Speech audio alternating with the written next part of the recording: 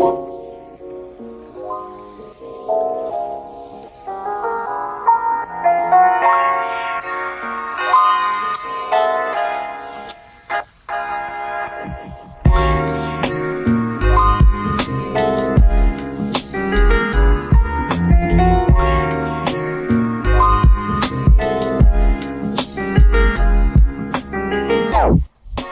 everyone, welcome back to Young and Wifed Up. This is Marcella. And I'm Gabby. And thanks for joining us this week for another episode. If you would like to support us, you can head to patreon.com/youngandwifedup. If you enjoy our podcast episodes, we have a ton of exclusive bonus episodes that you haven't heard unless you are a Patreon subscriber. We also have a ton of blog posts on various topics. And we also have digital downloads. And if you go to our sister or queen tier, there's also merch that you can not win. What is it? Like earn. You don't win it. I guess you do win it. But if you support us for 3 months in the sister or queen tier, there's different merch that gets rewarded to you. And we have a sticker for the sister tier and we have a mug for the queen tier. So we hope that you guys would consider financially supporting our podcast so that we can continue to make content for you guys. Also, if you enjoy video content and that's more of your thing, we do have a YouTube channel. Not a lot of people know about it. I feel like the audio content is our biggest audience out of all of our channels. But we do have a YouTube channel just in case you like to sit down and catch up on YouTube videos every once in a while during your downtime. You can find us on there as well. Awesome. Well, today's episode and next week's episode, we're just going to be chit-chatting a little bit. It's been a couple months since we have sat down and made an episode together. And the last episode that we uploaded, I did on my own, and it was regarding the loss of my husband and I's first child.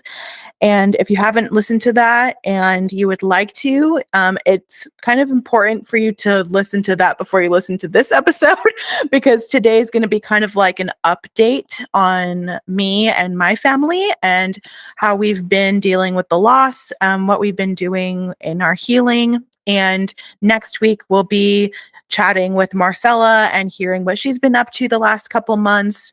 And there's going to be a little bit of overlap because we were together for a week, which was wonderful and so needed. So if you haven't already listened to that episode, I recommend you do so that you can understand where I'm coming from when I'm talking about the update today. But after these 2 catch-up episodes, we have some awesome topics that we want to talk to you guys about. And we are going to be taking a break from doing our main podcasting after July. And we're going to be moving from doing podcast episodes for a couple months to just exclusively doing our Patreon content, including a book club. So you're going to want to stay tuned for all of that exciting stuff. Usually we do a few months on, a couple months off with our podcasting, and it just kind of gives us a break to be able to regroup, get re-inspired, spend more time with our families, but also we continue to do stuff for our Patreon supporters, and we're still doing stuff on our Facebook group. So if you guys want more content from us and you want to keep up with us, those are the best ways to do that. So I'll just get straight into it. It is a little bit weird, like doing a podcast again. I think it's because it's been so long because we batch upload our podcast. We record in batches. We usually do like 3 or 4 episodes at a time. And so we were uploading podcasts all the while I was going through the miscarriage. And so the last time you and I recorded together, I was still pregnant. And it wasn't like public that I was pregnant, but everybody in my community and in our family knew that I was. It wasn't a secret. And I talk about that in the episode where I talk about the miscarriage. And so after about a week and a half, I think, after the miscarriage had happened, I sat down and did the episode. And I'm really thankful that I did it while it was still fresh. But even that was an interesting situation because I wasn't like chatting with my sister. I was just talking to the camera and it was just me alone. And so I'm so happy to be chatting with her again and talking to her again, even though I'll be talking for the most part in today's episode. So I kind of have a few things, like I have a little rough outline to kind of keep myself on track. I have what we've been up to in the past couple months, miscarriage aftermath, and then also moving forward. So I'll be going through those points. So, first, what have we been up to the last couple months? A lot of the last couple months have been focused on healing and going to a lot of doctor's visits. I had a few OB-GYN appointments after the miscarriage had happened, and it was very bizarre. I did not realize, like, kind of like a reoccurring theme in today's episode is like, I feel like I knew a lot of what to expect while the miscarriage was happening, but I didn't really know what to expect with like the aftermath of everything and how I would move forward or what my life would look like after it. And maybe I felt like a little bit naive where I thought I would be able to like jump back into a lot of things or like, go back to my life before. But a lot of things just have changed a lot. And I think a lot of that has to do with me. Like I've just changed in this experience. And I usually get nervous with doctor's visits because I know that a lot of the time I have to advocate for myself in a lot of ways. But the OB visits that I went to after my miscarriage, they were like really hard, especially when you go into the same office you were in while you were still pregnant. And so it was really difficult, but I'm very thankful. Like my HCG levels went down to 0. I didn't have any complications. We were keeping a close eye the weeks following the miscarriage, and everything was going like well as far as physically. And I also had a body work appointment a couple weeks ago, I think a week and a half or 2 weeks ago. And usually when I go to my bodywork appointment, I get cranial sacral therapy and she works on like my TMJ and stuff like that.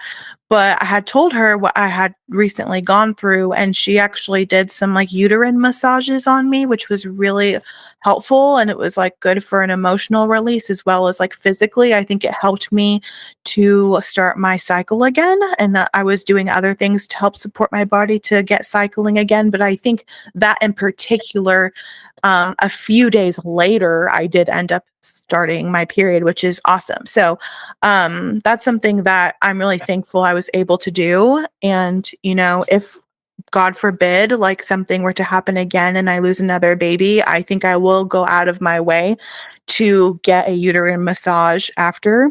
And I think a lot of women even just do it postpartum when they have a full term labor. Like uterine massages are really good, even just postpartum. So, something I didn't even think of, she had just offered it to me when I had told her what happened. And it's awesome.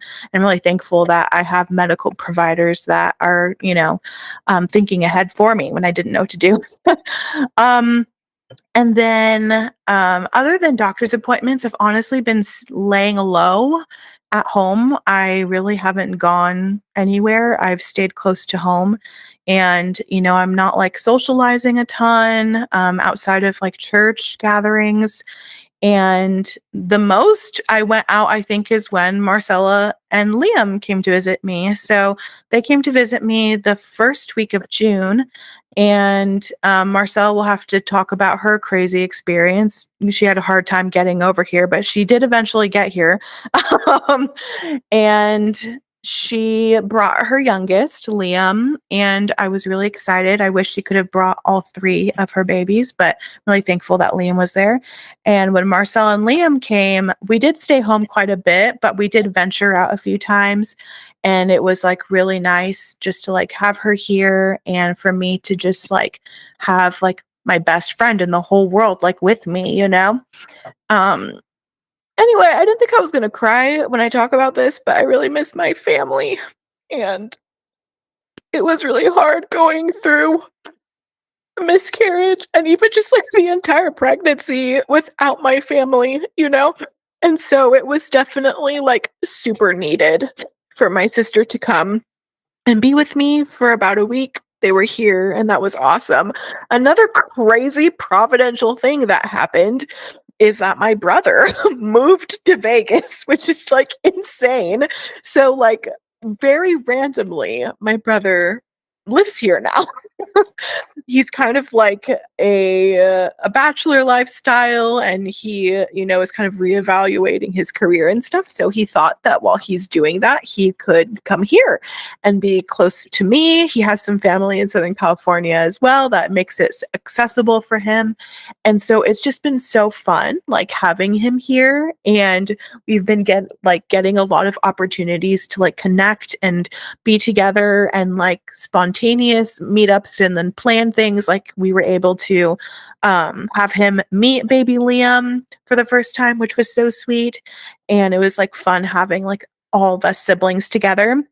And we also, Ryan and I are going to be going to go see a Cirque du Soleil show with him on July 4th, which is in a couple days.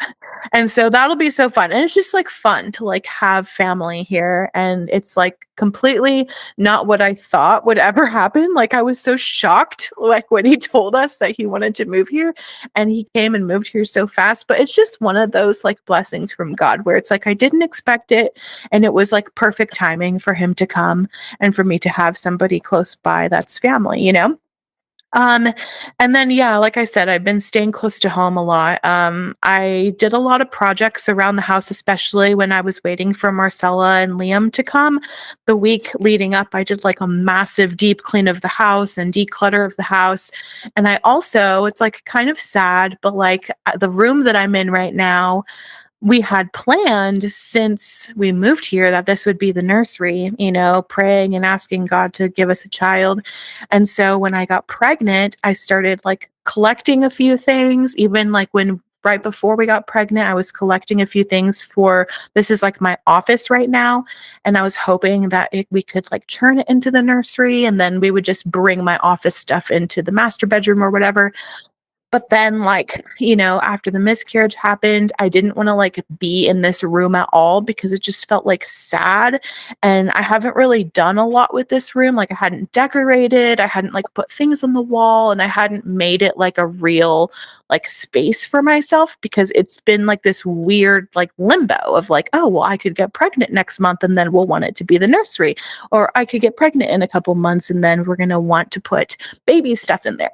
And so, the week before Marcella came to visit me, I like overhauled my office, and I put things on the walls and I just made it like a space for me. And this is where I've been spending a lot of time, like reading and journaling and like processing the loss. And I've been like creating a lot now. And because I have like this room dedicated, like just for me, like I've been able to kind of redeem the room a little bit. If it's like, I pray that one day this room will be our baby's room and will hold their things. But like right now, like this is my room and I can still be fruitful in it and create in it and like do like fun things in this room. So that was a big thing for me, like turning this room more into like my space. And it's just really silly. Like we have this like giant house and it's just the two of us. But a big reason that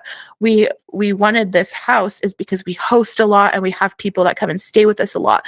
So 3 of our bedrooms are used all the time. But this one was just like not being used, So now I'm using it, I'm enjoying it, and God is blessing this room. So I'm very thankful for that.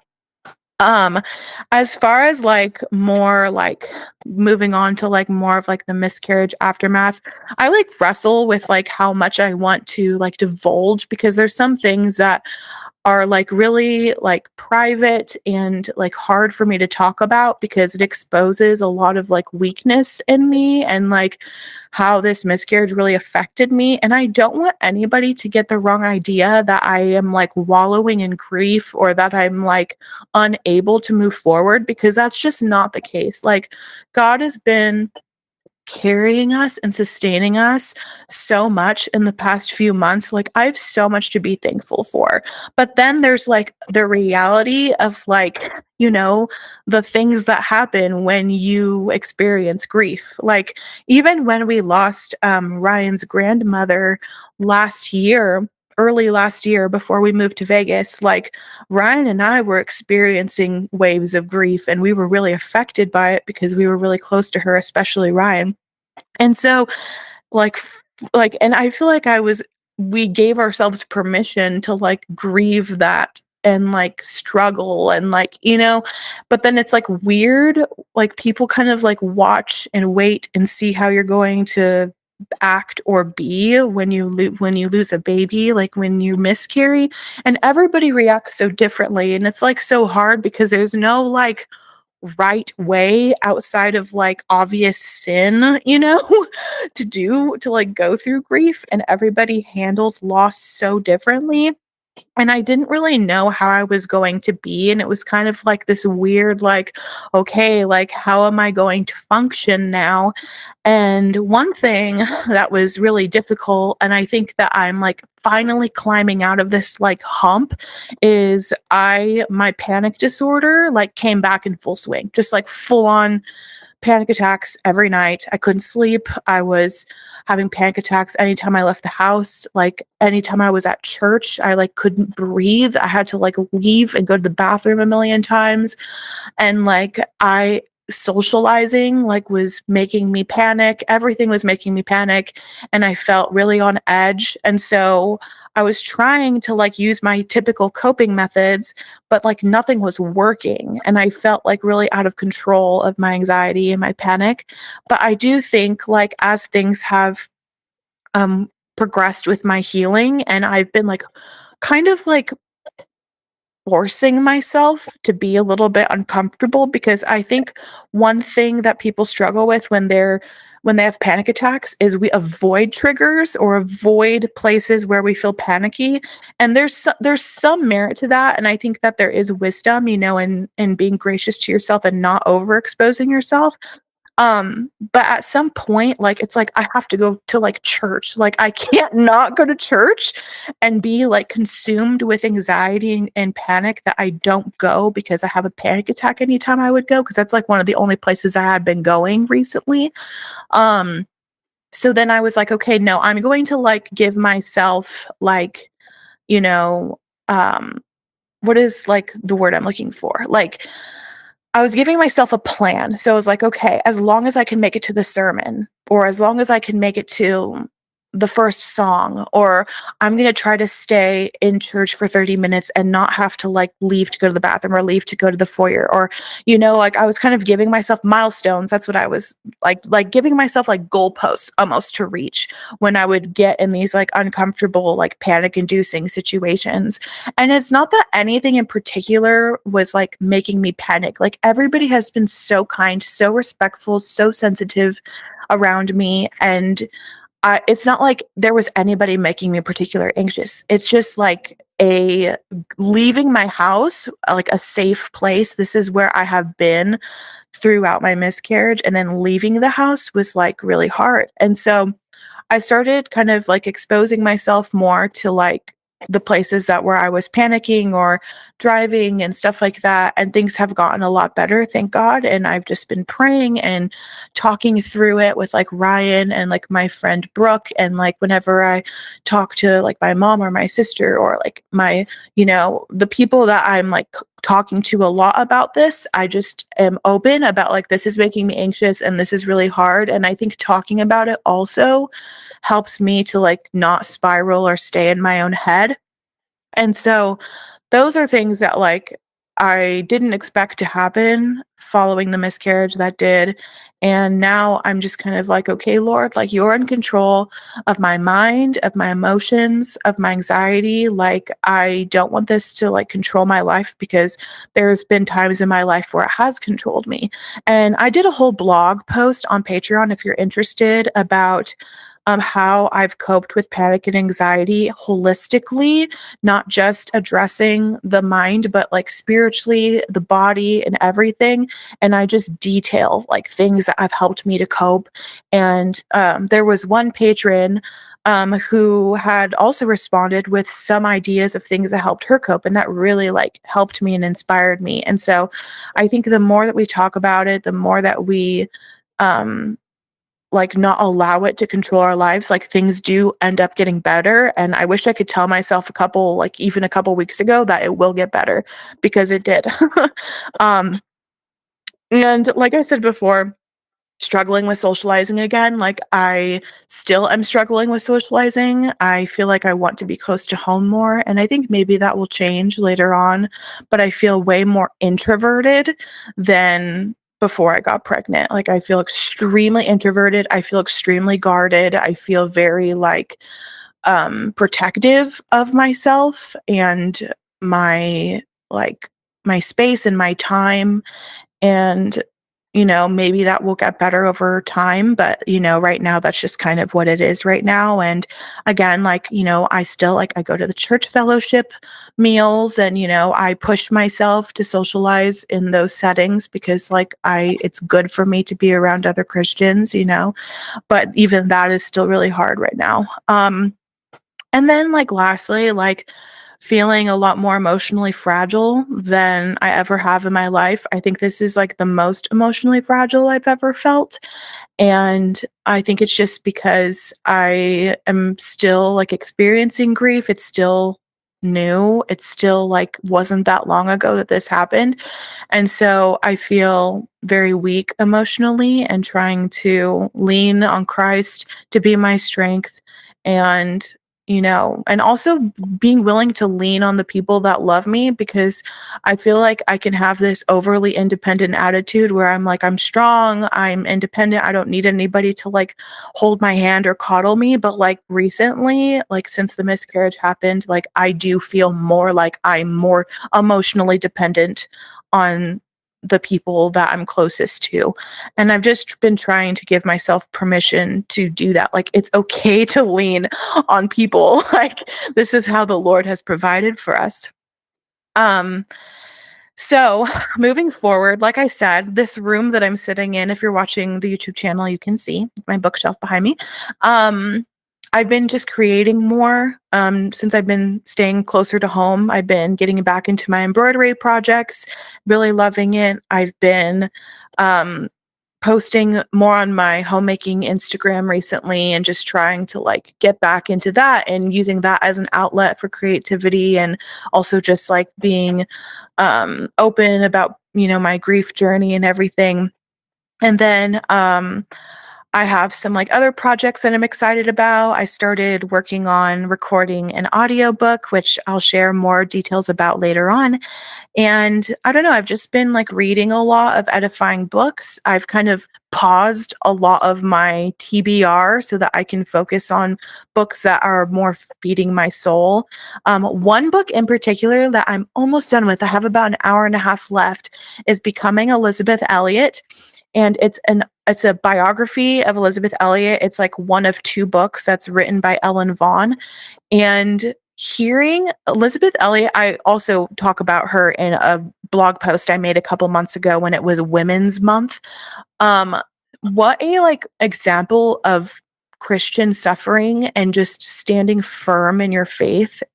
She like her life and her story like has been so inspiring to me like my whole life, but like recently, especially reading the details of her biography, it's just been like really like so inspiring for me. Like, I like thinking about her life, thinking about how many husbands that she lost, how much she has lost in her life, and how much suffering she's gone through, and just the resilience and the fortitude she has as a Christian woman. It's just been like, even though like she didn't go through I mean, I don't think she has. Maybe I'm gonna find out in the next book. But as far as I know, she hasn't like gone through a pregnancy loss or a miscarriage or anything like that.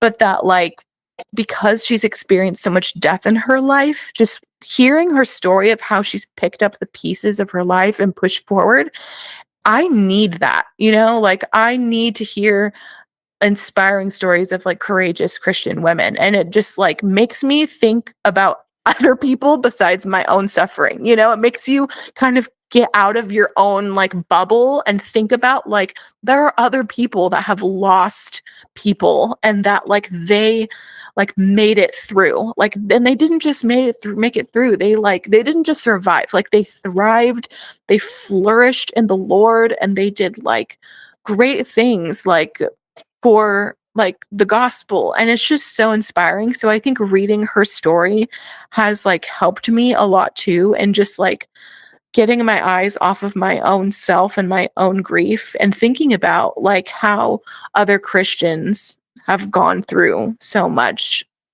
trauma and how God has been faithful to them. Very inspiring. Highly recommend that book, even though I'm not quite finished with it yet, but I'm already gonna give it 5 stars. I know I am. Um, one other fun thing that's just it's kind of bittersweet, obviously, like my husband and I are going to be celebrating our 6-year wedding anniversary next week. And it's like so sweet because we've been together for 7 years, we've been married for 6, and it's just so fun that like God has been so faithful to us in our marriage. We love each other, we're best friends, like we just have the best time together and we just are like goofballs with each other, and we've gone through like so much in the past few months and even just our entire marriage, like a lot of physical suffering, mostly with me and him taking care of me. And it's just like a reoccurring theme in our marriage of like me being sick, him taking care of me being injured, him taking care of me. And it's just like strengthened our bond. And I think now, like becoming parents with him, it's just like changed our marriage. Like it just did. Like we just love each other so much more. And then going through like grief of losing our baby together has like brought us so much closer together and loving one another and like seeing each other at our lowest. And so we're celebrating. We're going to be going to Utah for a couple days to celebrate our anniversary. And I'm really excited because like the place in Utah that we go visit, it's like very close to where we live. It's like a couple hours away. And it's like so fun and it's like our little spot and we just love it there. So we thought, you know what? Like we like to stay close to home right now. We're not really venturing out, but we can do a couple hour drive to Utah. So we're excited about that. And I'm excited to like kind of get out of the house a little bit and venture out and celebrate our marriage. But obviously, like it's also sad because every year of marriage that we have had has been like another year of infertility. And so it's just kind of like a sad reminder too. Like we have asked the Lord every year to grow our family, and every year it's been no. And this year he did answer our prayer and he grew our family, but he took our baby to be with him. And so it's like a bittersweet, like we just need to like meditate on the blessings that God has given us, but also like the sober reality of like we are still asking the Lord, please grow our family, please give us a child that we can keep and hold in our arms and raise. And anyway, so that's cool. 6 years of marriage is cool. I think it's crazy. Feel like time flies by so fast. I mean, I know Marcella, you guys celebrated 7 years a couple months ago, and it's just crazy. Like God is so faithful to us, and we're very thankful for his blessings. And that's basically like what's been going on. I've been slowly getting back in my homemaking routines and just kind of like finding a new normal because I feel like before I was trying to force myself to do what I was doing before I got pregnant. And now I realize like I just can't. Like I can't ignore the fact that like that changed me and I need to have a new normal. Like this is just a new season of life and I just am trying to be patient with myself, ask the Lord for help, ask others for help and just, be thankful for the good days, and then on the hard days where we're experiencing a lot of grief and it feels like it's really heavy, like just, going through it and praying for the Lord's new morning mercies to come. And yeah, that's basically it. And so I'm happy to be back podcasting with my sister. And I'm happy that, this experience, like it didn't break me or crush me. Like it's kind of like God is using this experience to continue to mold me, and sometimes the molding process is extremely painful, but he won't crush us, and he won't um, abandon us or forsake us. And we've just seen, like, the past few months, like his mercy and his grace on our family. So, yeah. So it's basically the update for us. I'm excited for next week's episode so that we can hear from Marcella. I hope she shares it's not a hilarious story, but I almost said a hilarious story about how she got stranded in Dallas.